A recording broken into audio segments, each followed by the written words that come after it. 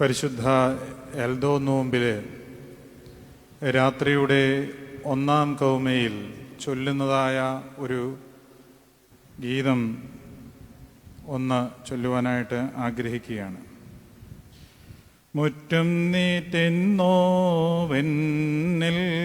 യൗസേ പോടു ചൊന്നാൾ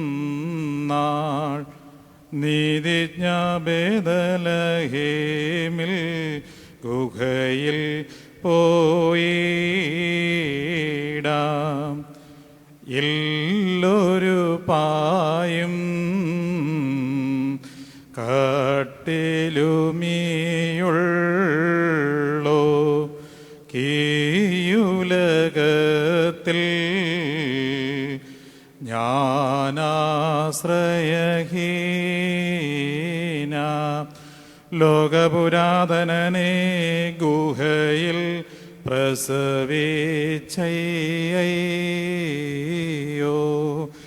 ജഗതിരക്ഷകനെ ഞാൻ പുൽ കൂട്ടിൽ പാലിക്കും. ഹാലേലുയ്യ ഓ ഹാലേലുയ്യ. ത്രിയേക ദൈവത്തിൻ്റെ ദിനനാമത്തിന് മഹത്വമുണ്ടായിരിക്കട്ടെ. ആദരണീയനായ എൽദോസ് അച്ഛൻ, അസിസ്റ്റന്റ് മാനേജർ, ഇന്നേ ദിവസം അന്ധതമസിൽ നിന്ന് അത്ഭുത പ്രകാശത്തിലേക്ക് വിളിച്ച യേശുവിൻ്റെ വചനങ്ങളെ ശ്രവിക്കുവാനായി തങ്ങളുടെ നിലവിളിയെ ദൈവസന്നിധിയിൽ പകർന്നു വെക്കുന്ന പ്രിയപ്പെട്ട വിശ്വാസികൾ ഏവരുമേ, കഴിഞ്ഞ 2 ആഴ്ചകളിൽ പരിശുദ്ധ സഭയുടെ ആരാധനാക്രമമനുസരിച്ച് ലിറ്റർജിക്കൽ കലണ്ടർ അല്ലെങ്കിൽ ആരാധനാ വർഷത്തിൻ്റെ 2 സൺഡേകൾ ആയിരുന്നു. ആദ്യത്തെ സൺഡേയ്ക്ക് നമ്മൾ പറയും സഭയുടെ വിശുദ്ധീകരണം കൂദോശീത്തോ, രണ്ടാമത്തെ ഞായറാഴ്ചയ്ക്ക് നമ്മൾ പറയും പ്രതിഷ്ഠാദിനം അല്ലെങ്കിൽ ഹൂദോസീത്തോ എന്ന് പറയും. ഈ 2 ദിവസങ്ങൾ കൊണ്ട് 2 ആഴ്ചകൾ കൊണ്ട് ജനത്തെ ശുദ്ധീകരിച്ച് മറ്റൊരു സീസണിലേക്ക്, ആരാധനാ വർഷത്തിൻ്റെ മറ്റൊരു കാലഘട്ടത്തിലേക്ക് നാം പ്രവേശിക്കുകയാണ്. അത് കർത്താവിൻ്റെ ജന്മപ്പെരുന്നാളുമായിട്ട് ബന്ധപ്പെട്ട ദിവസങ്ങളാണ് ഇനിയും വരുന്നത്. സക്കറിയ പുരോഹിതനുണ്ടായ അറിയിപ്പിൻ്റെ ഞായറാഴ്ചയാണ് അടുത്ത ആഴ്ച. അതിനെ തുടർന്ന് വരുന്ന ദിവസങ്ങളൊക്കെയും യേശു ക്രിസ്തുവിൻ്റെ ജനനവുമായിട്ട് ബന്ധപ്പെട്ട ദിവസങ്ങളാണ്. അതുകൊണ്ട് തന്നെ ഞാൻ ഇന്ന് എടുക്കുവാനായിട്ട് തിരഞ്ഞെടുത്തിരിക്കുന്ന ഒരു വേദഭാഗം സങ്കീർത്തനങ്ങൾ 142, അതിൻ്റെ 6ഉം 7ഉം വാക്യങ്ങൾ. എൻ്റെ നിലവിളിക്ക് ചെവി തരണമേ, ഞാൻ ഏറ്റവും എളിമപ്പെട്ടിരിക്കുന്നു. എന്നെ പീഡിപ്പിക്കുന്നവർ എന്നിലും ബലവാന്മാരാകിയാൽ അവരുടെ കൈകളിൽ നിന്ന് എന്നെ വിടുവിക്കണമേ. ഞാൻ എൻ്റെ നാമത്തെ സ്തോത്രം ചെയ്യേണ്ടതിന് എൻ്റെ പ്രാണനെ കാരാഗൃഹത്തിൽ നിന്ന് പുറപ്പെടുവിക്കണമേ. നീ എന്നോട് ഉപകാരം ചെയ്തിരിക്കയാൽ നീതിമാന്മാർ എൻ്റെ ചുറ്റും വന്നുകൂടും. ഈ സങ്കീർത്തനം വളരെ പ്രസക്തമായ ഒരു സങ്കീർത്തനമാണ്. സുറിയാനി പാരമ്പര്യത്തിൽ എല്ലാ സന്ധ്യാനമസ്കാരത്തിൻ്റെയും ആരംഭത്തിൽ ചൊല്ലുന്ന ഒരു സങ്കീർത്തനത്തിൻ്റെ വചനങ്ങളാണ് ഞാൻ ഉരുവിട്ടത്. അത് നോമ്പായിരുന്നാലും സാധാരണ നമസ്കാരങ്ങളായിരുന്നാലും എല്ലാ നമസ്കാരത്തിൻ്റെയും ഞായറാഴ്ച ഉൾപ്പെടെയുള്ള സന്ധ്യാനമസ്കാരത്തിൻ്റെ ആരംഭത്തിൽ ചൊല്ലുന്ന കർത്താവേ ഞാൻ നിന്നെ വിളിച്ചുവല്ലോ എന്ന് പറഞ്ഞു തുടങ്ങുന്ന 3-4 സങ്കീർത്തനത്തിൻ്റെ ഒരുമിച്ച് ചേരലാണ് ആ മസ്മൂറ എന്ന് പറയുന്നത്. അതിനകത്തെ ഒരു പ്രധാനപ്പെട്ട ഭാഗമാണ്. അതായത് എല്ലാ സുറിയാനി ക്രിസ്ത്യാനികളും ആരാധിക്കുന്ന എല്ലാവരും ദൈവസന്നിധിയിൽ എല്ലാ ദിവസങ്ങളിലും ഉച്ചരിക്കേണ്ട ഒരു സങ്കീർത്തനത്തിൻ്റെ ശകലങ്ങളാണ് ഞാൻ വായിച്ചത്. കർത്താവേ, എൻ്റെ നിലവിളിക്ക് നീ ചെവി തരണമേ, ഞാൻ ഏറ്റവും താഴ്ത്തപ്പെട്ടിരിക്കുന്നു. ഇതിൻ്റെ പല വേർഷൻസ് നമുക്ക് കാണുവാനായിട്ട് കഴിയും. പല വേദപുസ്തക ട്രാൻസ്ലേഷൻസ് നോക്കിയാൽ അതിൻ്റെ വിവിധ തലങ്ങളിലുള്ള ട്രാൻസ്ലേഷൻസ് ഒരുപക്ഷെ കണ്ടേക്കാം. പരിശുദ്ധ സഭയുടെ മസ്മൂറായിലും ഒരു ട്രാൻസ്ലേഷൻ അത് സിറിയക്കിൽ നിന്നുള്ളതാണ്. ഇവിടെ പറയുന്നത്, എൻ്റെ നിലവിളി ശ്രദ്ധിക്കണമേ, ഞാൻ ഏറ്റവും താഴ്ത്തപ്പെട്ടിരിക്കുന്നു. ഈ ഭാഗത്തേക്ക് കടന്നു വരുമ്പോൾ എനിക്ക് വളരെ ഉറപ്പുണ്ട്, ഇന്ന് ഞാനും നിങ്ങളും കടന്നു പോകുന്ന ചില അവസ്ഥകളുണ്ട്. ആ അവസ്ഥകൾ ഓരോരുത്തരുടെയും ജീവിതത്തിൽ വ്യത്യസ്തങ്ങളായ അനുഭവങ്ങളാകാം. ഈ സങ്കീർത്തനത്തിൻ്റെ പശ്ചാത്തലം ഒന്ന് എടുത്തു കഴിഞ്ഞാൽ ഈ സങ്കീർത്തനത്തിൻ്റെ ആദ്യ ഭാഗത്ത് പറയുന്നുണ്ട്, A contemplative song of David എന്നാണ് പറയുന്നത്. അതായത് ദാവീദിൻ്റെ ധ്യാനാത്മകമായ ഒരു സങ്കീർത്തനം എന്നാണ് പറയുന്നത്. മാസ്കിൽ എന്ന് പറയുന്ന ഒരു ഹീബ്രു പദം അവിടെ ഉപയോഗിച്ചിട്ടുണ്ട്. ഇതൊരു സാധാരണ നിലവിളിയല്ല. പകരമായിട്ട് ഇസ്രായേൽ ജനതയെ ബുദ്ധിയിൽ കൂടി പഠിപ്പിക്കുന്ന ഒരു സങ്കീർത്തനമായിട്ടാണ് വേദപണ്ഡിതന്മാർ ഈ ഭാഗത്തെ കാണുന്നത്. കാരണം ദാവീദ് ഈ സങ്കീർത്തനം എഴുതുമ്പോൾ ഒരു ഗുഹയുടെ ഉള്ളിലാണ്. അതുല്ല എന്ന് പറയുന്ന ഒരു ഗുഹയുണ്ട്. ആ ഗുഹയുടെ ഉള്ളിലിരുന്നു കൊണ്ടാണ് ഈ സങ്കീർത്തനം രചിക്കപ്പെടുന്നത്. ദാവീദ് അവിടെ എത്തപ്പെട്ടത് എങ്ങനെയാണ്? അനേകം പേരെ കൊന്നൊടുക്കിക്കൊണ്ടിരിക്കുന്ന പാലസ്തീൻകാരെ, ആ ഗോലിയാത്തിനെ കൊന്നതിന് ശേഷം ശൗൽ രാജാവിന് ദാവീദിനോടുള്ള അസൂയ മൂത്തിട്ട് ദാവീദിനെ എങ്ങനെയും കൊല്ലുവാൻ ഓടി നടക്കുന്നതായ ഒരവസ്ഥയിൽ ദാവീദ് അവിടെ നിന്നൊക്കെ ഓടി ഒരു ഗുഹയുടെ ഉള്ളിലെത്തിയിരിക്കുകയാണ്. അതുല്ല ഗുഹ എന്ന് പറയുന്ന ആ ഗുഹയുടെ ഉള്ളിൽ ഇരുന്നു കൊണ്ട് വിളിക്കുകയാണ്. ചുറ്റും ഇരുട്ട് നിറഞ്ഞിരിക്കുകയാണ്. ആ ഗുഹയുടെ ഉള്ളിൽ മാത്രമല്ല ഇരുട്ട്, അദ്ദേഹത്തിൻ്റെ മനസ്സുകളിലും ഇരുട്ടാണ്. കാരണം എവിടെയെങ്കിലും ശൗലിൻ്റെ സേനാധിപതികളുടെ കയ്യിൽപ്പെട്ടാൽ തൻ്റെ ജീവൻ അപകടത്തിലാണ്. ഒരു തെറ്റും ചെയ്യാത്ത ദാവീദ് അവിടെ നിന്നുകൊണ്ട് നിലവിളിക്കുകയാണ് ദൈവത്തോട്, ദൈവമേ, എൻ്റെ നിലവിളിയെ ഒന്ന് കേൾക്കണമേ. ഹൃദയം പൊട്ടിയാണ് വിളിക്കുന്നത്. ഹൃദയം പൊട്ടി വിളിക്കുന്നത് മറ്റൊന്നും കൊണ്ടല്ല, ഒരു ഗുഹയുടെ ഉള്ളിലിരിക്കുമ്പോൾ ഒരു മനുഷ്യന്റെ ഏകാന്തത അതനുഭവിക്കുകയാണ് ദാവീദ്. ഗോലിയാത്തിനെ കൊന്നപ്പോൾ അനേകം പേര് വാഴ്ത്തിപ്പാടി, ദാവീദ് ശ്രേഷ്ഠനാണ്, ശൗലോ 1000 കൊന്നു, ദാവീദോ 10,000 കൊന്നു എന്ന് കീർത്തനങ്ങൾ പാടി ഉയരത്തിലേക്ക് പൊക്കി നിർത്തിയിട്ട് ആ ദാവീദ് അവരുടെ മുൻപിൽ നിന്ന് ഓടിപ്പോയിരിക്കുന്ന അവസ്ഥയാണ് അതുല്ല ഗുഹയിൽ. അവിടെ നിന്നുകൊണ്ട് പറയുകയാണ് ഈ നിലവിളി. ഇവിടെ ഇരിക്കുന്ന മിക്കവരും എല്ലാവരും തന്നെ പലതരത്തിലുള്ള ഗുഹയിലൂടെ കടന്നു പോകുന്നവരാണ്.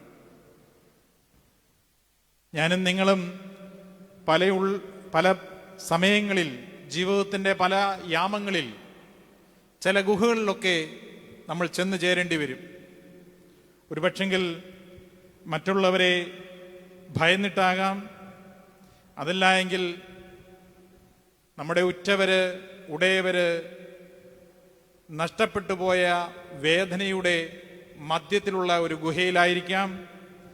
അതല്ല എങ്കിൽ കൈപിടിച്ച് വളർത്തിയ പാലൂട്ടി വളർത്തിയ കുഞ്ഞുങ്ങളൊക്കെ നമ്മളെ തിരിച്ചറിയാതെ പോകുന്ന അവസ്ഥയിൽ, ആ അവസ്ഥയിലൂടെ കടന്നു പോകുമ്പോൾ അനുഭവിക്കുന്ന ഏകാന്തതയുടെ മധ്യത്തിലായിരിക്കാം. പലർക്കും നമ്മൾ ചെയ്ത സഹായങ്ങളെ വിസ്മരിച്ച് ഒരിക്കലും അറിഞ്ഞിട്ടില്ലാത്തതുപോലെ നമ്മളോട് പെരുമാറുമ്പോൾ നമ്മൾ ചില ഗുഹകളിൽ ചെന്നെത്തും. അർത്ഥമില്ലാത്ത ചില വേദനകൾ, രാത്രിയുടെ യാമങ്ങളിൽ ഉറക്കം കിട്ടാതെ നമ്മൾ ചില ഏകാന്തതകളിലൂടെ കടന്നു പോകും. ആരോടും പങ്കുവെക്കുവാൻ പറ്റാത്തതായ ചില അനുഭവങ്ങളിലൂടെ കടന്നു പോകുമ്പോൾ ഞാനും നിങ്ങളും ചില ഗുഹകളിലാണ്. ആ ഗുഹകളിൽ നിൽക്കുമ്പോൾ നാം വിചാരിക്കും, ഈ ലോകം തന്നെ അങ്ങ് പോയാൽ മതിയായിരുന്നു, ഈ ലോകത്തിൽ നിന്ന് തന്നെ അങ്ങ് പോയാൽ മതിയായിരുന്നു. അങ്ങനെ ചിന്തിക്കുന്ന ചില വേദനകൾ നമ്മുടെ ഹൃദയങ്ങളിലുണ്ട്. ദാവീദും അങ്ങനെയുള്ള ഒരവസ്ഥയിലാണ്. ദാവീദ് അവിടെ നിന്നുകൊണ്ട് നിലവിളിക്കുകയാണ്, എൻ്റെ നിലവിളി കേൾക്കണമേ, ഞാൻ ഏറ്റവും താഴ്ത്തപ്പെട്ടിരിക്കുന്നു. ക്രിസ്തുമസിലേക്ക് നാം അടുക്കുമ്പോൾ ഞാൻ ആദ്യം പാടിയ ആ ഗീതത്തിനകത്ത്, ആരാധനാ ഗീതത്തിനകത്ത് പറയുന്നുണ്ട്, കർത്താവ് ജനിച്ചത് എവിടെയാണ്? കല്ലടാവിലാണ്, ഗുഹയിലാണ്. അവിടെ നിന്ന് സുറിയാനി പാരമ്പര്യത്തിൽ പറയുന്നത്, കല്ലടാവിൽ കർത്താവ് ജനിച്ചതിന് ശേഷം കർത്താവിനെ കിടത്തിയതാണ് പുൽത്തൊഴുത്ത് എന്ന് പറയുന്നത്. ഗുഹയിൽ ജനിച്ചവൻ എന്നാണ് യേശു ക്രിസ്തുവിനെ പറ്റി പറയുന്നത്.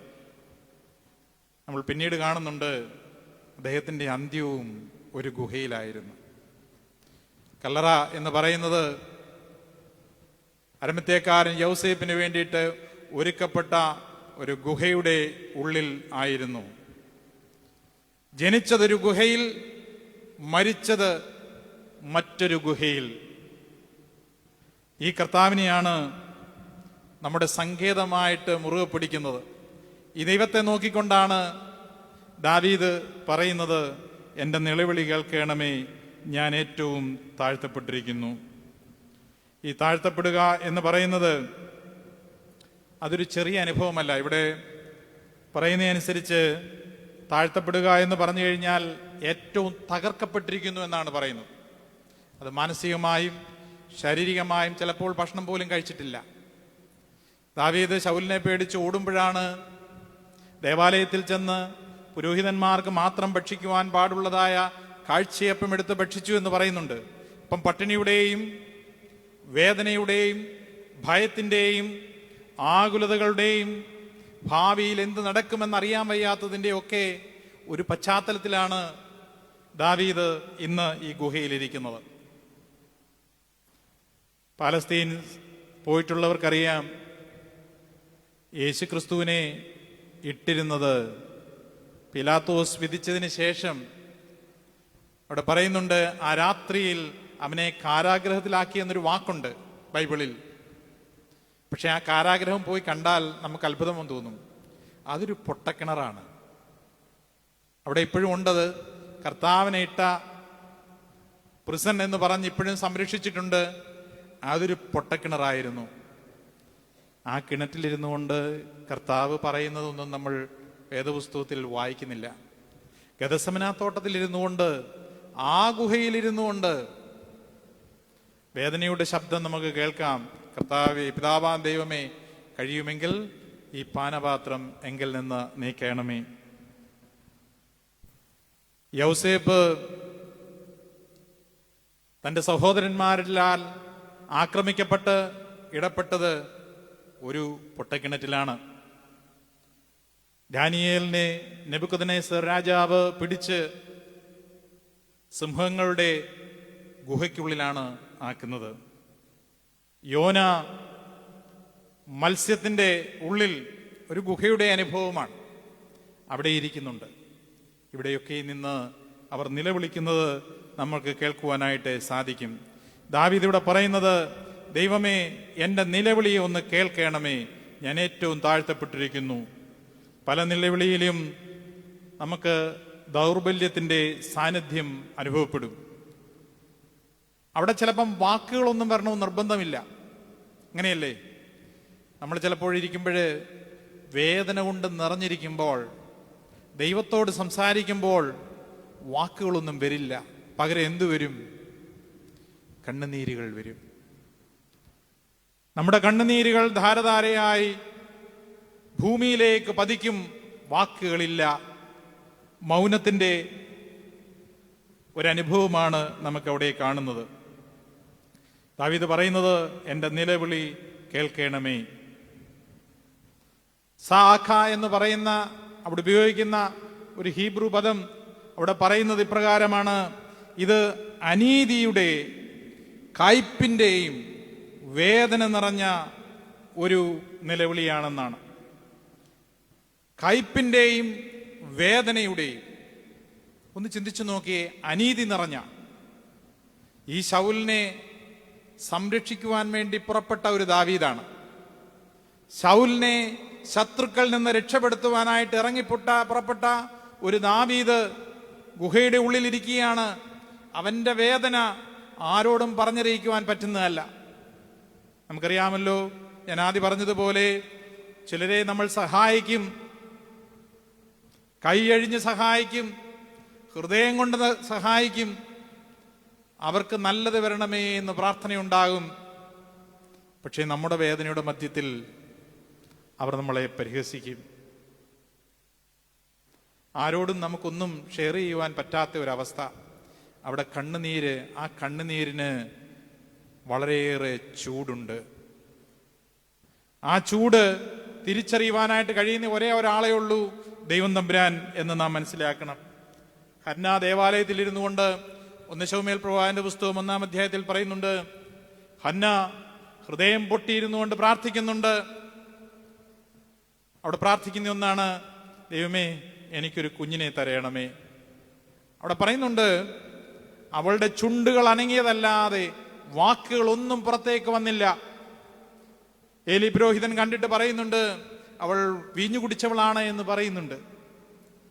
പക്ഷേ അവളുടെ ഹൃദയം പൊട്ടി കണ്ണുനീരോടുകൂടി അവൾ പ്രാർത്ഥിക്കുകയാണ്, ദൈവമേ എൻ്റെ നിലവിളി കേൾക്കണമേ.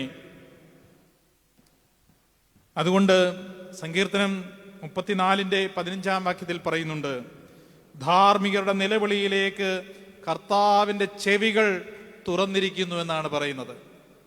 ധാർമ്മികരുടെ നിലവിളിയിലേക്ക് കർത്താവിൻ്റെ ഹൃദയം, കർത്താവിൻ്റെ ചെവി ചാഞ്ഞിരിക്കുന്നു എന്ന് പറയുന്നുണ്ട്.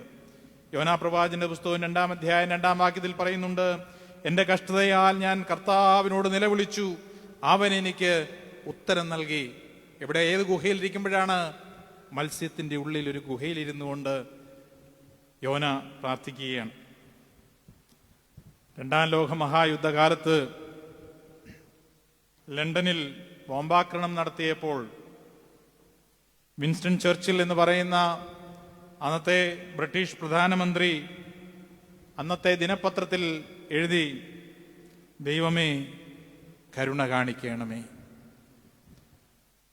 ബോംബ് വീണ് ജനങ്ങൾ തകർന്നടിഞ്ഞപ്പോൾ ഒരു പ്രധാനമന്ത്രി അദ്ദേഹത്തിൻ്റെ ദിനപത്രത്തിൽ എഴുതിയതാണ്, ദൈവമേ കരുണ കാണിക്കണമേ. ഇത് വിജയത്തിൻ്റെ ആരവമല്ല, തകർക്കപ്പെടുമ്പോൾ ഉണ്ടാകുന്ന വേദനയിൽ നിന്ന് ഉണ്ടാകുന്നതായ ഒരു പ്രാർത്ഥനയാണ്. ദൈവമേ എൻ്റെ ശബ്ദം ഒന്ന് കേൾക്കണമേ. ഇന്ന് ഞാനും നിങ്ങളും കടന്നു പോകുമ്പോൾ ഈ ഒരു അനുഭവത്തിലൂടെ കടന്നു പോകുന്നുണ്ടെങ്കിൽ ദൈവം പറയുകയാണ്, എൻ്റെ ചെവി നിന്റെ യാചനയ്ക്ക് തുറന്നിരിക്കുകയാണ്. നാസിയാൻസിലെ വിശുദ്ധ ഗ്രിഗോറിയോസ് സഭാപിതാവ് പറയുന്നത്, നമുക്ക് വാക്കുകൾ കിട്ടാതിരിക്കുമ്പോൾ പരിശുദ്ധാത്മാവാണ് നിശ്വാസങ്ങളിൽ നമുക്ക് വേണ്ടി അപേക്ഷിക്കുന്നത്. When we cannot find words, the Holy Spirit himself intercedes with groans that cannot be uttered. പരിശുദ്ധാത്മാവ് നിശ്വാസങ്ങളിൽ കൂടി നമുക്ക് വേണ്ടി അപേക്ഷിക്കും. റോമർക്ക് എഴുതിയ ലേഖനം 8-ാം അധ്യായം 26-ാം വാക്യത്തിൽ ഇപ്രകാരം തന്നെ പറയുന്നുണ്ട്, പരിശുദ്ധാത്മാവ് തന്നെ നിശ്വാസങ്ങളാൽ നമുക്ക് വേണ്ടി അപേക്ഷിക്കുന്നു എന്നാണ്. നമുക്ക് ശബ്ദമില്ലാതെ വരുമ്പോൾ, നമ്മുടെ ശബ്ദത്തെ മൂടിക്കെട്ടുമ്പോൾ, നമ്മൾ അന്ധകാരത്തിൻ്റെ അധമപാതാളത്തിലിരിക്കുമ്പോൾ, ഗുഹയുടെ ഉള്ളിലിരിക്കുമ്പോൾ പരിശുദ്ധാത്മാവ് നമുക്ക് വേണ്ടി ദൈവത്തോട് അപേക്ഷിക്കും. ഇന്ന് നിശബ്ദത ആർക്കും ഇഷ്ടമല്ല. രാത്രികൾ പോലും ഇന്ന് പകലുകളാണല്ലോ. ഇന്ന് കൂടുതലും പേര്, പ്രത്യേകിച്ച് ചെറുപ്പക്കാര്, ഉറങ്ങുന്നത് എപ്പോഴാണ്? രാവിലെ ഉറങ്ങും. രാത്രിയിൽ അവർ പൂർണ്ണമായും ശബ്ദമുഖരിതമായ അന്തരീക്ഷങ്ങളിലാണ്. ഇന്നത്തെ ലോകത്തിന് ശബ്ദം ഒരു ആവേശമാണ്, ശബ്ദം ഒരു വികാരമാണ്. എന്നാൽ ഖലീൽ ജിബ്രാൻ പറയുന്നു, വേദനകളിൽ നിന്നാണ് ശക്തമായ ആത്മാക്കൾ ജനിക്കുന്നത്.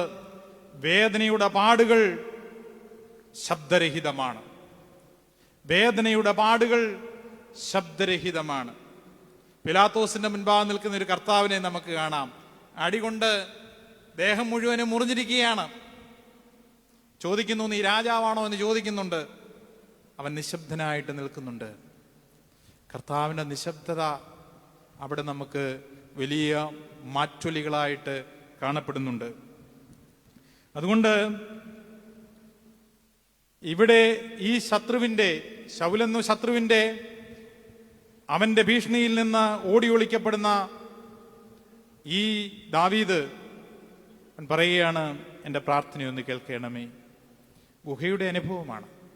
നിങ്ങൾക്കറിയാമോ, ഈ വോൾക്കാനോ ഉണ്ടാകുന്നത് ശ്രദ്ധിച്ചിട്ടുണ്ടോ? ലോകത്തിൽ വോൾക്കാനോ, പർവ്വതങ്ങൾ പൊട്ടി വിടരും.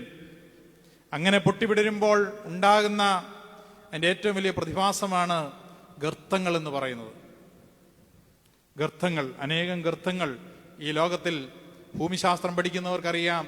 അനേകം ഗർത്തങ്ങൾ ഉണ്ടാകും, അനേകം താഴ്വരകൾ ഉണ്ടാകും. ഒരു വോൾക്കാന ഉണ്ടാകുമ്പോൾ വോൾക്കാനയുടെ കൂടെ ചൂടുള്ള ദ്രാവകമൊക്കെ ഒഴുകി വരുന്നതിൻ്റെ കൂടെ രൂപപ്പെടുന്നതാണ് ഈ ഗർത്തങ്ങൾ എന്ന് പറയുന്നത്. വലിയ താഴ്വരകളും ഗർത്തങ്ങളും ആഴമേറിയതാണ്, ആർക്കും ചെന്നെത്തുവാനായിട്ട് പറ്റില്ല. നമ്മുടെയൊക്കെ ജീവിതത്തിൽ ചില വോൾക്കാനുകൾ ഉണ്ടാകുമ്പോൾ ചില ഗർത്തങ്ങൾ രൂപപ്പെടും. അവിടെ ഞാനും നിങ്ങളും മാത്രമേ ഉള്ളൂ.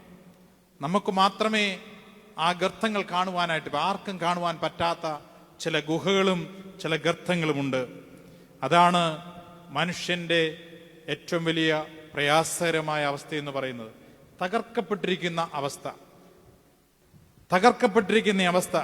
ഇത് പാപത്തിന്റെ വിലാപമാണ് എന്ന് നമ്മൾ ചിത്രീകരിക്കരുത്. ജീവിതത്തിന്റെ ക്ഷീണത്തിന്റെ അവസ്ഥയാണ്. ശാരീരികമായ ബലഹീനതകളാകാം. ഓടി നടന്ന, ചാടി നടന്നെല്ലാം ചെയ്തുകൊണ്ടിരുന്ന നമ്മൾ ഒരു ദിവസം ആരോഗ്യമില്ലാതെയായി, രോഗം, ഏതെങ്കിലും തരത്തിലുള്ള ഒരു രോഗം നമ്മുടെ ശരീരത്തിലേക്ക് കടന്നു വരുമ്പോൾ നാം ഈ ഗുഹയുടെ അനുഭവത്തിലൂടെ കടന്നു പോകും. നമ്മുടെ ദൗർബല്യമാണ് നമ്മൾ തകർക്കപ്പെട്ടിരിക്കുന്ന അവസ്ഥയിൽ. പക്ഷേ അവിടെ കർത്താവ് പറയുന്നതാണ്, നിനക്ക് നിന്റെ ശബ്ദം ഉയർത്താം. സങ്കീർത്തനം 40:2 പറയുന്നുണ്ട്, അവൻ എന്നെ ഗർത്തത്തിൽ നിന്നും മണ്ണിൽ നിന്നും ഉയർത്തി. അവൻ എന്നെ ഗർത്തത്തിൽ നിന്നും മണ്ണിൽ നിന്നും ഉയർത്തി. യെശയ്യാ പ്രവാചകന്റെ പുസ്തകം 57-ാം അധ്യായം 15-ാം വാക്യത്തിൽ, ഞാൻ തകർന്നും താഴ്ന്നും ഇരിക്കുന്നവരോട് കൂടെയാകുന്നു. കർത്താവിൻ്റെ സെർവൻറ്റ് ഗോഡിനെ പറ്റി പറയുന്ന, ദൈവദാസനെ പറ്റി പറയുന്ന ഒരു ഭാഗമാണ് 57-ാം യെശയ്യാ പ്രവാചകന്റെ പുസ്തകം 57-ാം അധ്യായം. ഇവിടെ പറയുന്നുണ്ട്, അവൻ ഇരിക്കുന്നത് തകർന്നും താഴ്ന്നും ഇരിക്കുന്നവരോട് കൂടിയാണ്. അതുകൊണ്ട് നമ്മുടെയൊക്കെ ജീവിതത്തിൻ്റെ ഗർത്തങ്ങൾ എന്തു തന്നെയായിരുന്നാലും ആ ഗർത്തത്തിലിരുന്നു കൊണ്ട് നമുക്ക് ദൈവത്തോട് നിലവിളിക്കുവാനായിട്ട് സാധിക്കണം. ഇന്നത്തെ ലോകത്തിൻ്റെ ഒരു പക്ഷെങ്കിൽ ചിന്തകൾ പദവിയും പണവും പ്രതാപവും ഒക്കെ ആണെങ്കിൽ ദൈവരാജ്യത്തിൻ്റെ നിയമം മറ്റൊന്നുള്ളതാണ്. അവിടെ താഴ്ന്നിരിക്കുന്നവനെ ഓരോ മുട്ടുകുത്തലുകളും, നമസ്കാരങ്ങളിൽ പൗരസ്ത്യ സഭാ പാരമ്പര്യത്തിൽ മുട്ടുകുത്തി നമസ്കരിക്കണമെന്നാണ്. അത് വീട്ടിലായിരുന്നാലും പള്ളിയിലായിരുന്നാലും നീ മുട്ടുകുത്തി നമസ്കരിക്കണം. നീ ഒന്ന് താഴേക്ക് ഇറങ്ങണം. അപ്പോഴാണ് നമുക്ക് ശരീരത്തിന്റെ വേദനകളൊക്കെ ഉള്ളതില്ലേ. ശരീരത്തിന്റെ വേദനകളെല്ലാം മാറുന്നതിനുള്ള അനുഭവമാണ് കുമ്പിടിയിലിന്റെ അനുഭവം. നീ കുമ്പിടുമ്പോൾ, നീ താഴേക്കിറങ്ങുമ്പോൾ ദൈവം നിന്റെ ശബ്ദം കേൾക്കുവാനായി മുകളിൽ നിന്ന് താഴേക്കിറങ്ങി വരും.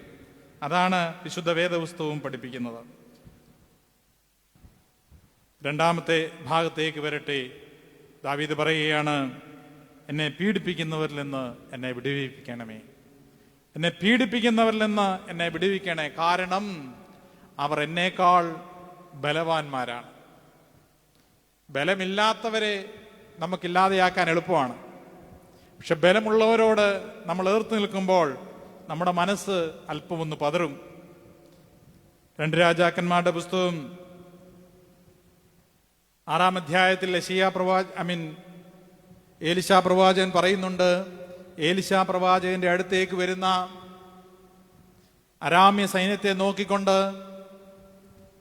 പ്രവാചകന്റെ ദാസൻ പറയുന്നുണ്ട്, ഇത്രയും വലിയൊരു സൈന്യം നമുക്കെതിരെ വരുന്നു, നമ്മളാകെ കുറച്ചുപേരല്ല ഉള്ളൂ, നമുക്ക് എങ്ങനെയാണ് അവരെ എതിർക്കാൻ പറ്റുന്നത്?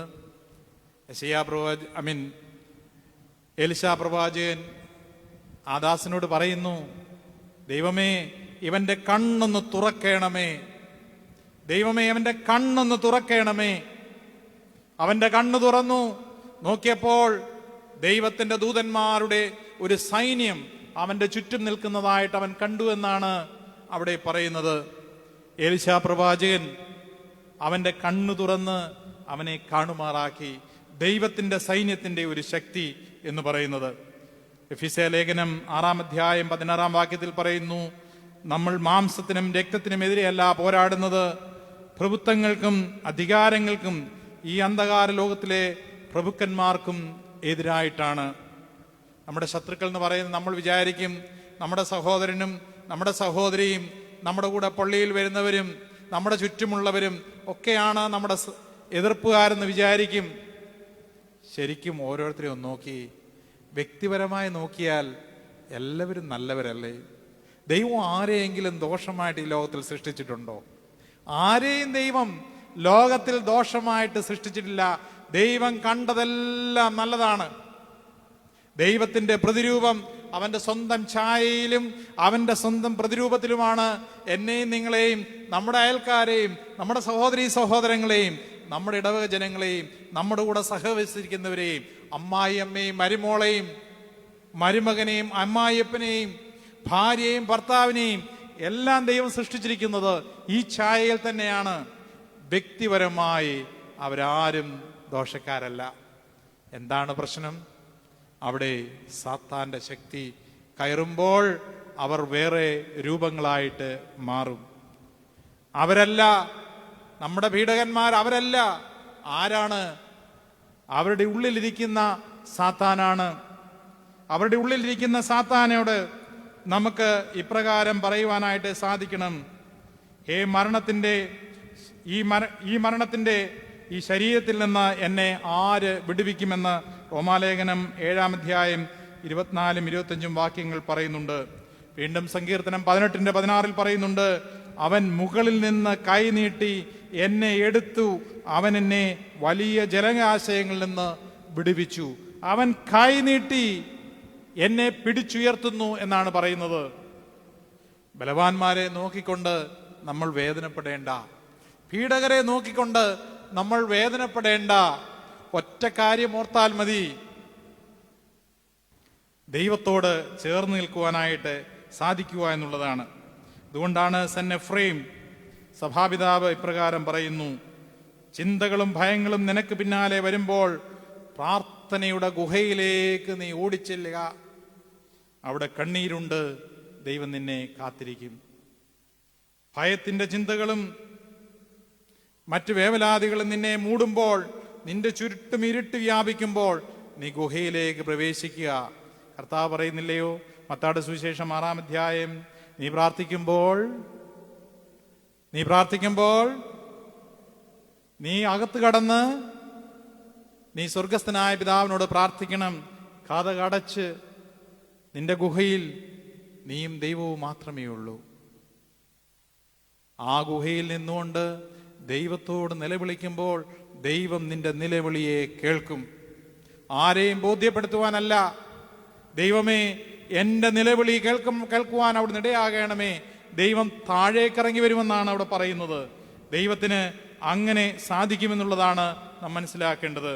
അതുകൊണ്ടാണ് സഭാപിതാവായ സെന്റ് ആന്റണി എന്ന് പറയുന്ന ഒരു പിതാവ് ഇപ്രകാരം പറഞ്ഞിരിക്കുന്നു: പരീക്ഷണമില്ലാത്ത ദിവസം രക്ഷയില്ലാത്ത ദിവസമാണ്.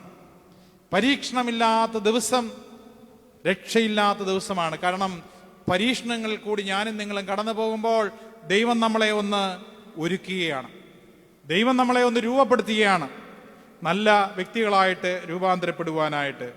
അതുകൊണ്ട് കണ്ണുനീരിൻ്റെയും വേദനയുടെയും ശബ്ദത്തിൽ അവിടെ നിന്ന് വിളിക്കുമ്പോൾ ദൈവം നമ്മളെ രക്ഷപ്പെടുത്തും.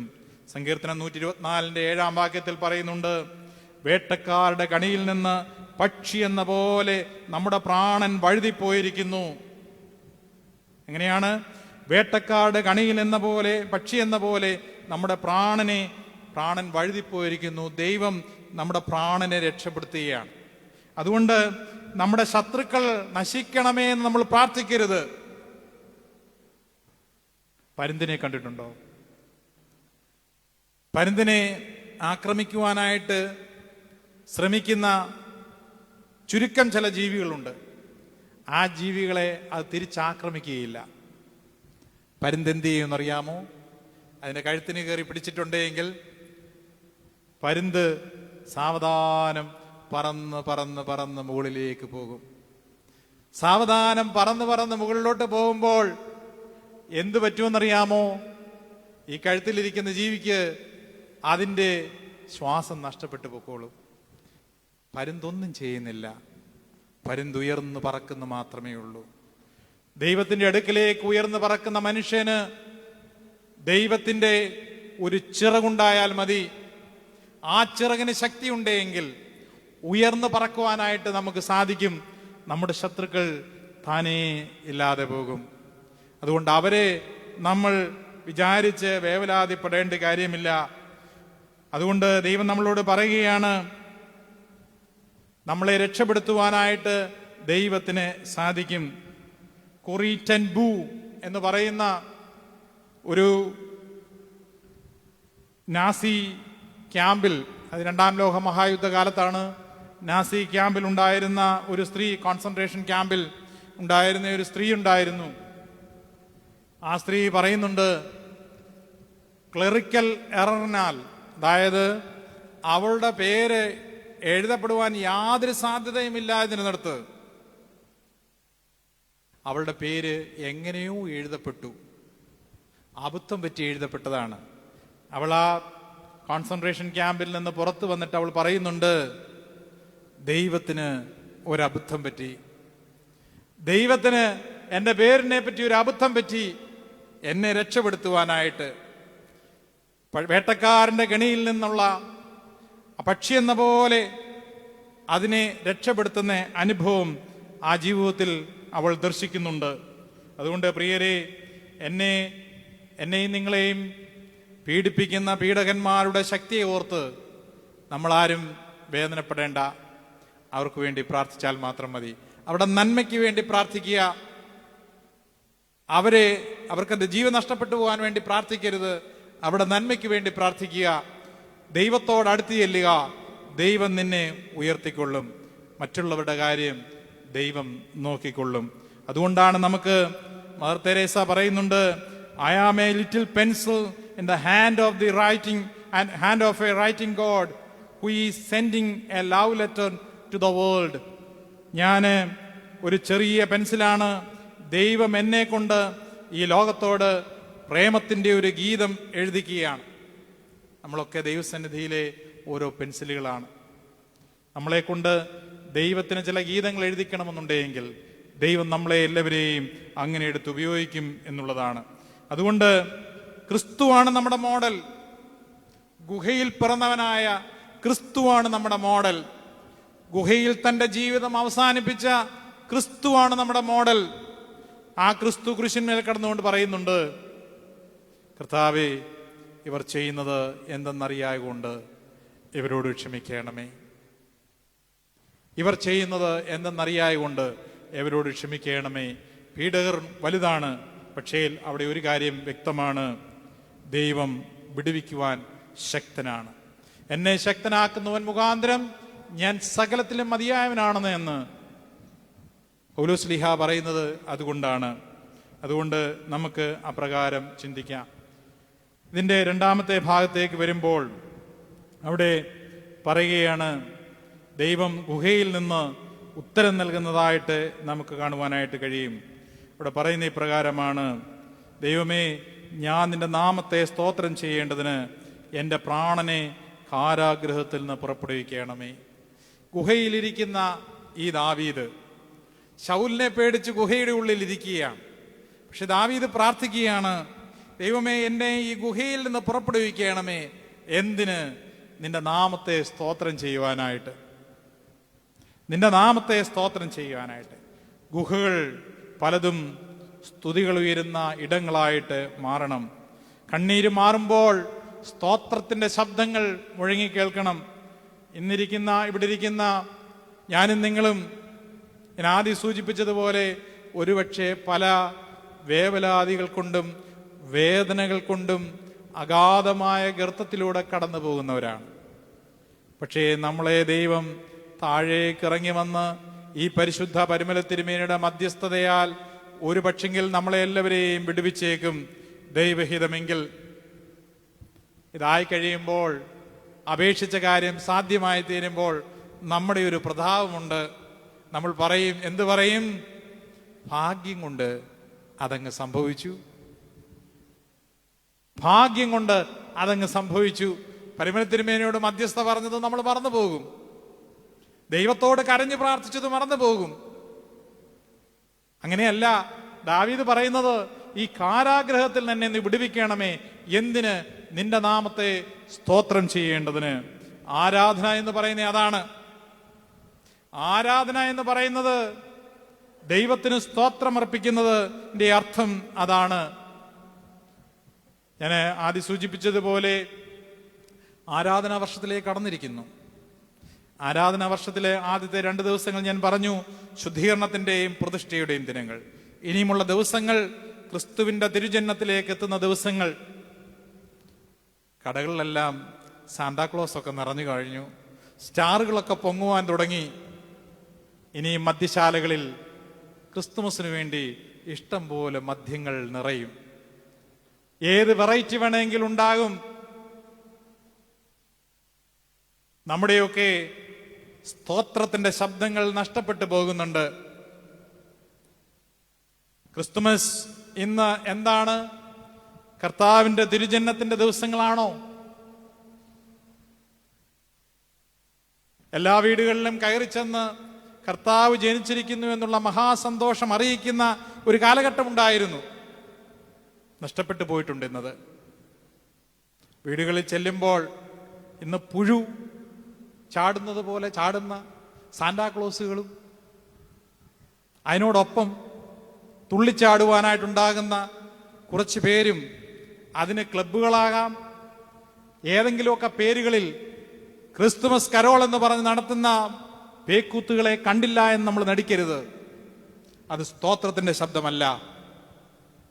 സ്തോത്രത്തിന്റെ ശബ്ദമാണെങ്കിൽ ഒരു വീട്ടിൽ ചെന്ന് കഴിഞ്ഞാൽ ദൈവത്തിന്റെ തിരുവചനം വായിച്ച് പ്രാർത്ഥിക്കുവാനായിട്ടിടയായി തീരണം.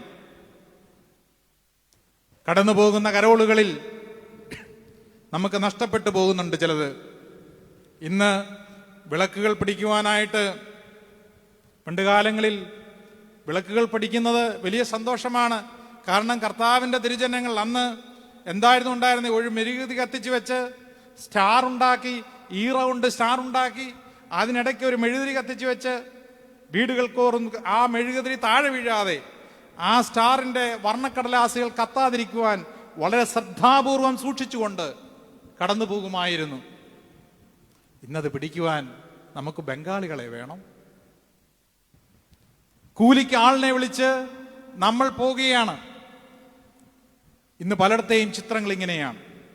സ്തോത്രത്തിന്റെ ശബ്ദങ്ങൾ ദൈവം നൽകിയിട്ടുള്ള അനുഗ്രഹങ്ങൾക്ക് ചിന്തിച്ചു നോക്കി. നമ്മുടെ കേരളം ഒരു 10, 50, 100 വർഷങ്ങൾക്ക് മുമ്പ് എങ്ങനെയായിരുന്നു?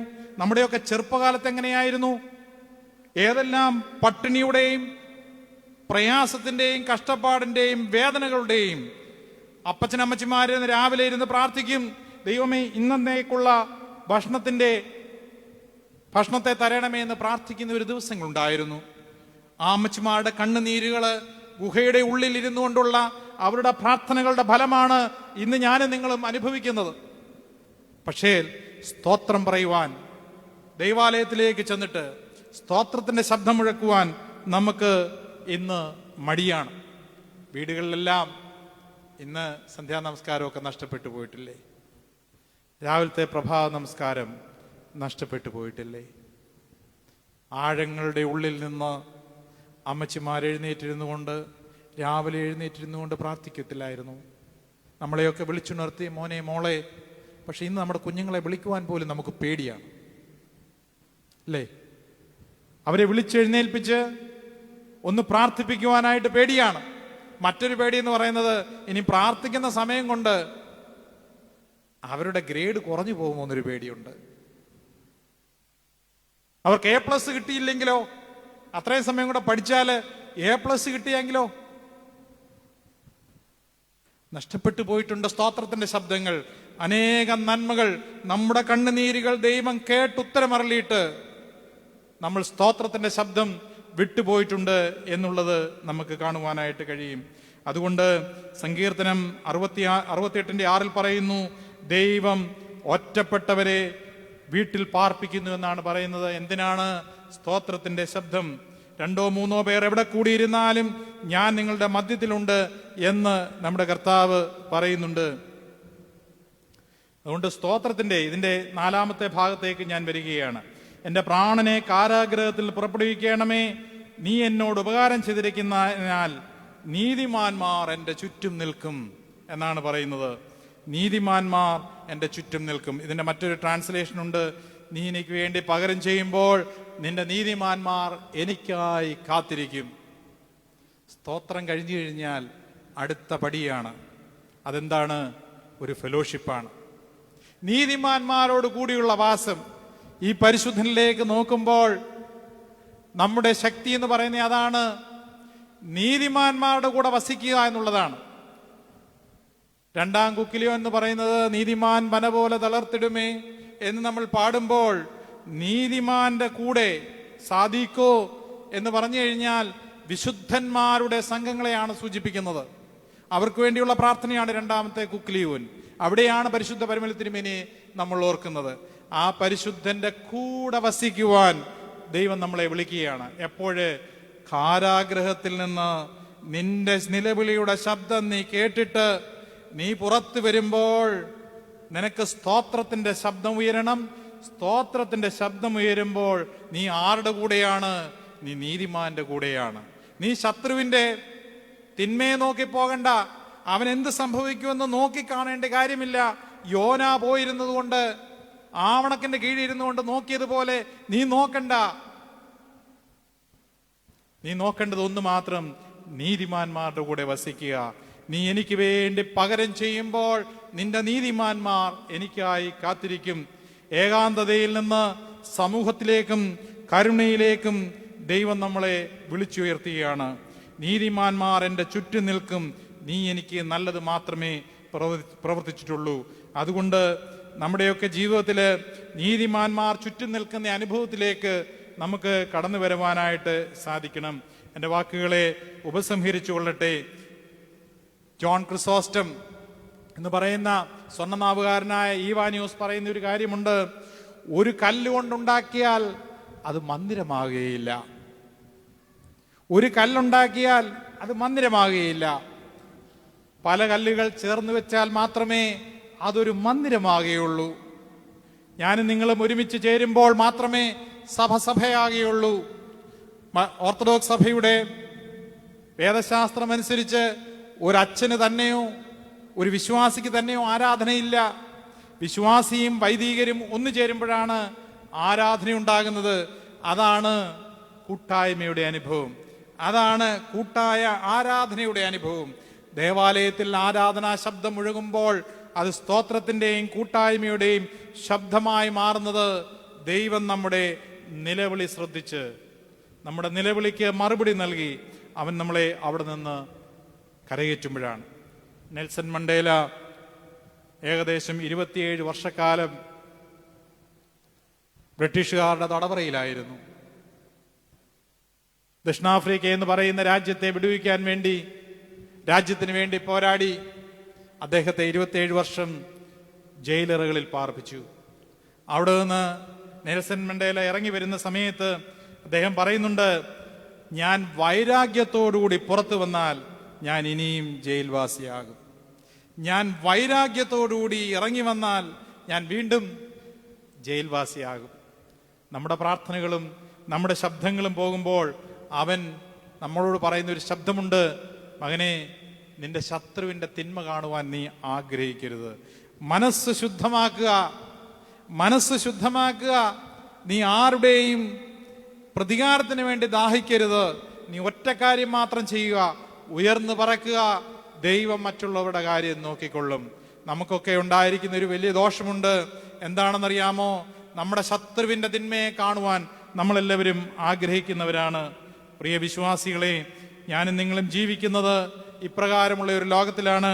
യെശയ്യാ പ്രവാചകന്റെ പുസ്തകം 40-ാം അധ്യായം 29 മുതൽ 31 വാക്യങ്ങളിൽ ഈ കഴുകനെ പറ്റി ഒരു വാക്യമുണ്ട്.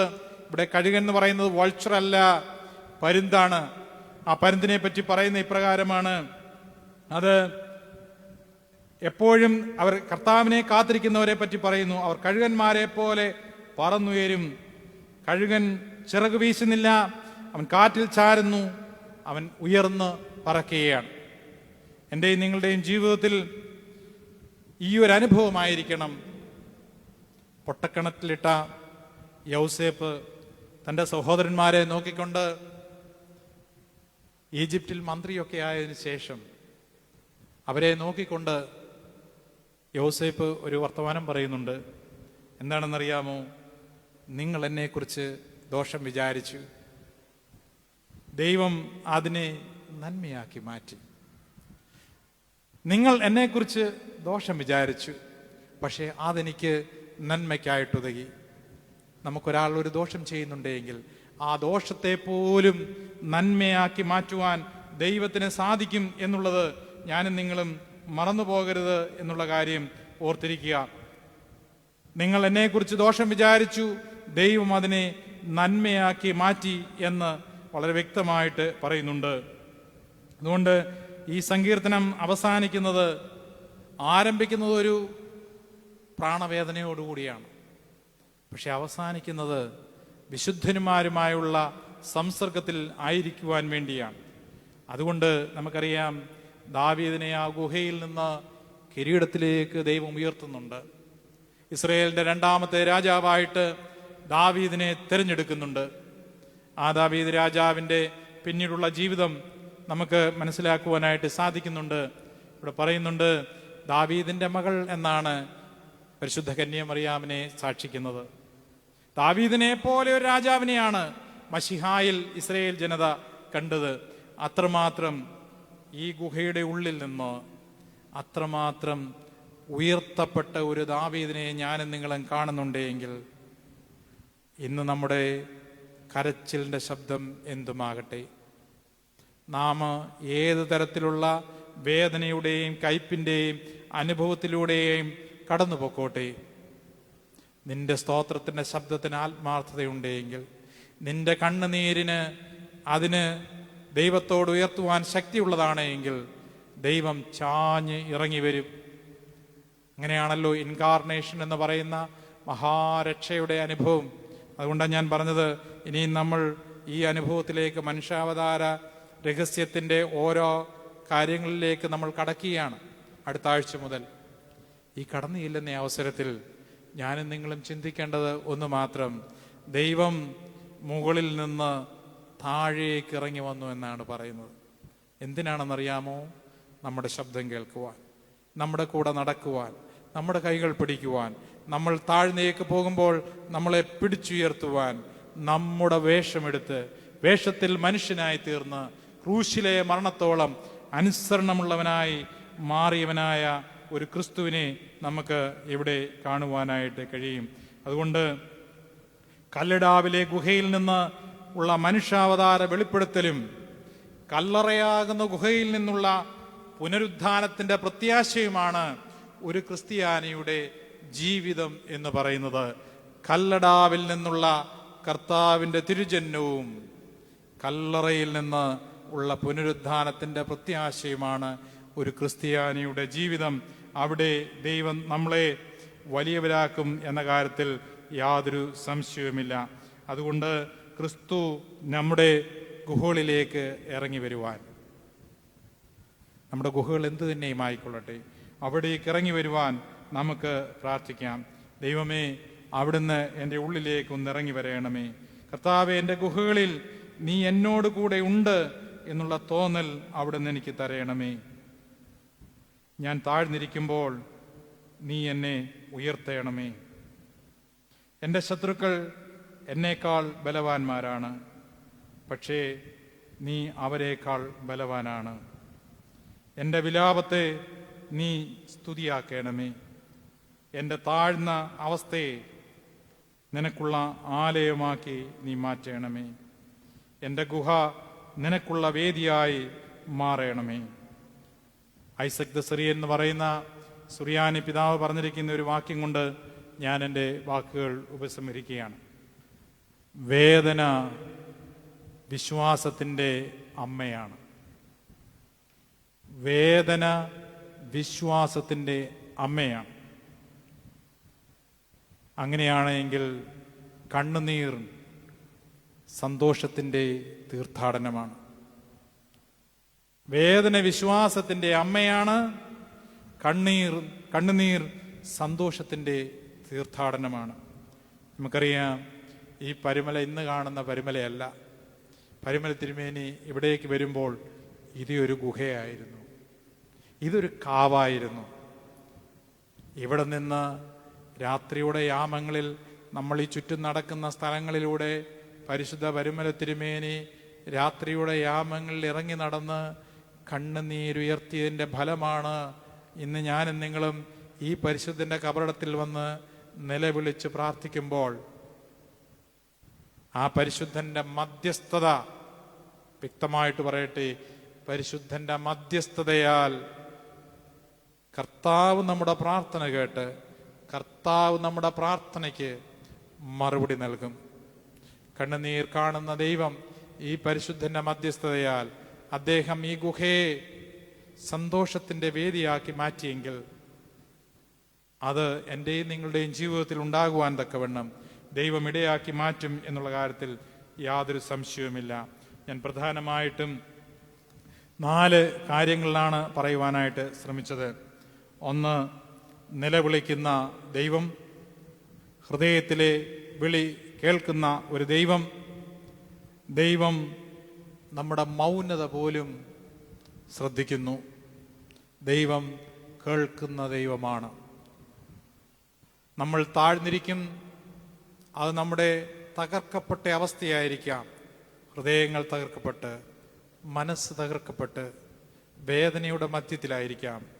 പക്ഷേ കൃപയുടെ വാതിൽ നിനക്കായിട്ട് തുറന്നിരിക്കുന്നു. കൃപയുടെ വാതിൽ നിന്റെ മുൻപിൽ അടച്ചിട്ടില്ല ദൈവം. വിടുവിക്കണമേ എന്ന് ഇസ്രയേൽ ജനത പറഞ്ഞ വാക്ക് തന്നെയാണ് ഈ സങ്കീർത്തനക്കാരൻ പറയുന്നത്. യഹോവേ, വിടുവിക്കണമേ. ഇസ്രയേൽ ജനത വേദനയുടെ മധ്യത്തിലിരിക്കുമ്പോൾ അവരെ പറ്റി പറയുന്നുണ്ട്, വിടുവിക്കണമേ, എൻ്റെ ജനത്തെ വിട്ടയക്കണമേ. പുറപ്പാടെന്ന വാക്ക് അങ്ങനെയാണ് ഉണ്ടാകുന്നത്. എക്സഡസ് എന്ന വാക്ക്, ആ വാക്കിന്റെ അർത്ഥം എന്ന് പറയുന്നത് പുറപ്പാടാണ്. ദൈവം വിടുവിക്കുന്നവനാണ് എന്നുള്ള തോന്നൽ. മൂന്നാമത്തേത്, എൻ്റെ പീഡകന്മാർ എന്നേക്കാൾ ബലവാന്മാരാണ്, അവരിൽ നിന്ന് എന്നെ വിടുവിക്കണമേ.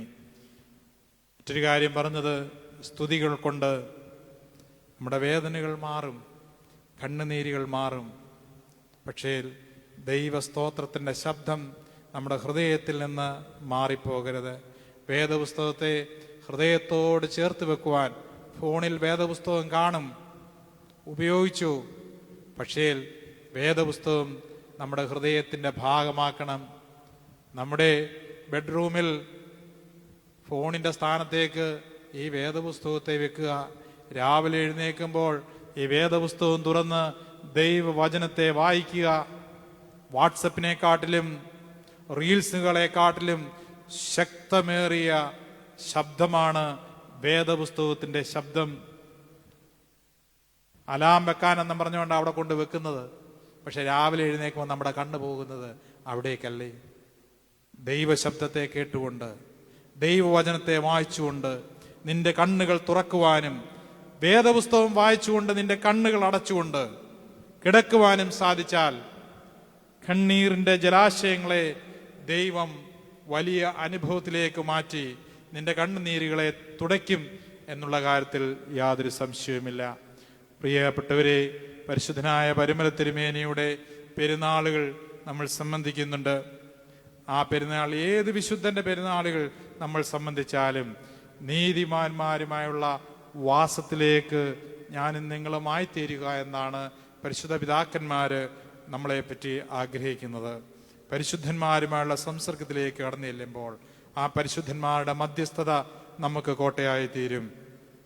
ക്രിസ്തുമസിലേക്ക് കടന്നെടുക്കുമ്പോൾ, മനുഷ്യാവതാരത്തിലേക്ക് കടന്നെടുക്കുമ്പോൾ, കല്ലടാവിൽ ജനിച്ച ക്രിസ്തുവിങ്കിലേക്ക് നമ്മൾ നടന്നെടുക്കുമ്പോൾ ആഘോഷത്തിന്റെ ആരവത്തേക്കാൾ സ്തോത്രത്തിന്റെ ശബ്ദം, കണ്ണുനീരിന്റെ ശബ്ദം, ദേവാലയത്തിൽ പോയി നെഞ്ചത്തടിച്ച് നിലവിളിച്ചുകൊണ്ട് പ്രാർത്ഥിക്കുന്ന അനുഭവം, ആ അനുഭവം നമ്മുടെ കരോളുകൾ കാണണം, നമ്മുടെ ആരാധനകളിൽ അത് കാണണം. നോമ്പ് കഴിഞ്ഞ് ഇറച്ചി ഭക്ഷിപ്പാനായിട്ടുള്ള ഓട്ടത്തിലല്ല, ജനിച്ച ക്രിസ്തുവിനെ കാണുവാനും ആ ക്രൂശെടുത്ത് ആഘോഷിക്കുമ്പോൾ എൻ്റെ കർത്താവ് താഴേക്ക് ഇറങ്ങി വന്ന് എൻ്റെ ശബ്ദം കേട്ടു എന്ന് പറയുന്ന അനുഭവത്തിലൂടെ കടന്നു പോകുവാനും നമുക്കിടവരട്ടെ. ദൈവം തമ്പുരാൻ ബലഹീനനായ എന്നെയും നിങ്ങളെയും അതിന് സഹായിക്കട്ടെ.